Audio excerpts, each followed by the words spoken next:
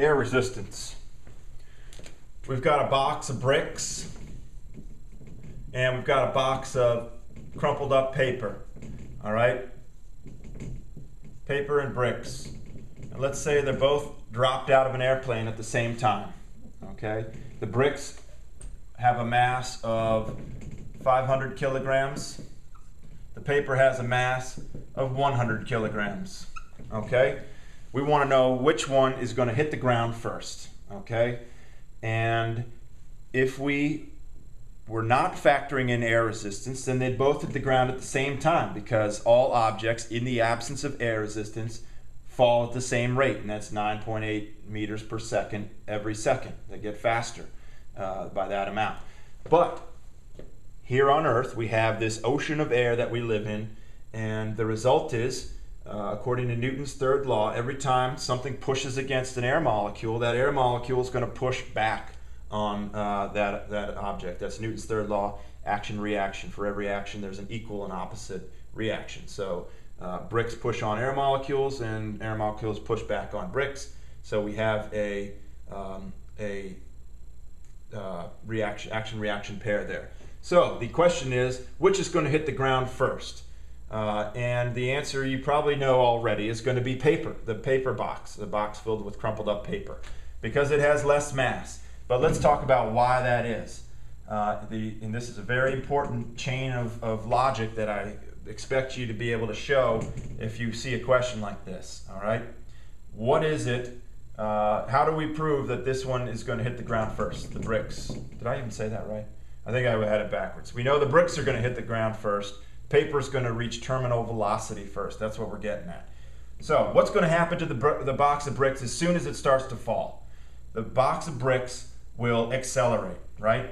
The bricks are going to accelerate because they have a very large gravity, force of gravity, which is their weight, and we can calculate what that is by saying 500 kilograms times 10 meters per second. We'll say negative 10 meters per second squared in this case. So that means that there's 5,000 newtons in the negative of weight pushing down. All right? And over here for the paper box, we'll say that the force of gravity here is going to be 100 times negative 10, so negative 1,000 newtons of weight pulling down on this box of paper. So clearly the bricks have a higher weight than the paper. So as soon as both of these objects start to fall, they're going to encounter air molecules that are going to push back on them, and that is called air resistance. And air resistance will build up and build up. It'll start at 0 and it will increase and increase and increase as the object gains velocity as it falls and accelerates. All right? Well, pretty soon the air resistance will equal 1,000 newtons. And when the force of air resistance equals 1,000 newtons, what's going to happen to the box of paper? Well, this is where the chain of logic comes in. I know a lot of you would say it reaches terminal velocity, and that's true, but I want you to explain why.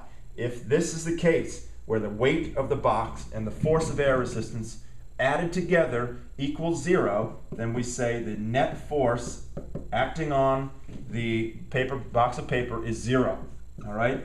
And therefore, there can be no more acceleration, because you cannot have acceleration if you don't have a net force. All right? Very important. And if there's no acceleration, then that means it's going at a constant velocity, which means we call that terminal velocity. All right? Terminal velocity. Now, what's going to happen, are both of these boxes, if they're the same exact size, what's going to happen when the box of bricks reaches an air resistance force acting on it that's 1,000 newtons? Is it going to reach terminal velocity too? And the answer is no.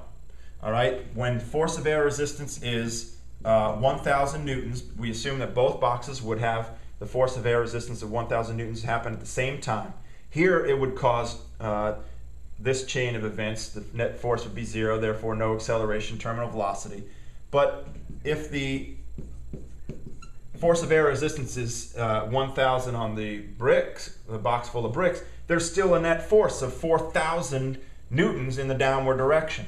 So this thing would continue accelerating as it fell. Excuse me. And it would fall and continue to accelerate until the force of air resistance built up to the point where it was 5,000 newtons. Only then would the net force be 0, which means no acceleration. That's when there would be a constant velocity and this thing will have reached terminal velocity. But at that point, this one has already been at terminal velocity for a long period of time, and this one has been accelerating for much longer. So this one it reaches terminal velocity later, and it has a higher terminal velocity than the paper one, the box full of paper. So the result is that the bricks hit the ground far before the paper, the box full of paper. All right. 3 things determine air resistance. We say the surface area of an object. If it's got low mass but a large surface area, it's going to interact with more molecules in the air, therefore increasing the surface area. Increasing the air resistance. More surface area, more air resistance. We also say that the height that the object is dropped from determines the air resistance. All right. The higher the object is dropped from, the more likely it is that that object will have time in its falling path to reach terminal velocity. The longer it falls, the more the air resistance will build up, the more likely that the air resistance will actually equal the weight of the object, and therefore it will reach terminal velocity. We also say the weight of the object matters. All right. Something that doesn't weigh very much will not have to have very much air resistance acting on it in order to make it reach a net force of 0 and no acceleration in terminal velocity. So surface area, height dropped from, and the weight of the object being dropped all affect air resistance